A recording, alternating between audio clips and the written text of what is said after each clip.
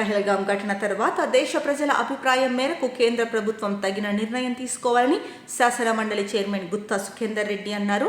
Nalgonda camp కార్యాలయంలో ఆయన విలేకరులతో చిట్చాట్ నిర్వహించారు. ఈ సందర్భంగా గుత్తా సుఖేందర్ రెడ్డి పలు అంశాలపై మాట్లాడారు.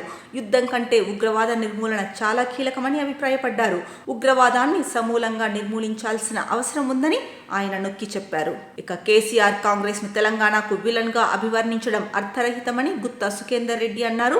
కాంగ్రెస్ సోనియా గాంధీ లేకుంటే తెలంగాణ రాష్ట్రం వచ్చేది కాదని స్పష్టం చేశారు. ఉద్యమ నాయకుడిగా కేసీఆర్ పాత్రను ఎవరూ విస్మరించలేరని, ఉద్యమ నాయకుడు కాబట్టే 2014లో బీఆర్ఎస్ కు ప్రజలు అధికారం ఇచ్చారని తెలిపారు. సోనియా గాంధీ ఎప్పటికీ తెలంగాణకు దేవత లాంటి వారని ఆయన అన్నారు. ఇక జనగణనతో పాటు కులగణన చేయాలన్న కేంద్ర ప్రభుత్వ నిర్ణయాన్ని స్వాగతించారు. తెలంగాణలో చేసిన కులగణన దేశానికే రోల్ మోడల్ గా నిలిచిందని అన్నారు. కేంద్రం చట్టాలను, రాజ్యాంగాన్ని వివిధ రాష్ట్రాల్లో తమ ఇష్టానుసారం అమలు చేస్తోందని ఆయన విమర్శించారు. జిల్లాలో, రాష్ట్రంలో ప్రోటోకాల్ ఉల్లంఘనలు జరుగుతున్నాయని ఆయన ఆవేదన వ్యక్తం చేశారు. ఉత్తమ్ కుమార్ రెడ్డి నేతృత్వంలో ఎస్ఎల్బీసీ తప్పకుండా పూర్తవుతుందని గుత్తా సుఖేందర్ రెడ్డి ఆశాభావం వ్యక్తం చేశారు.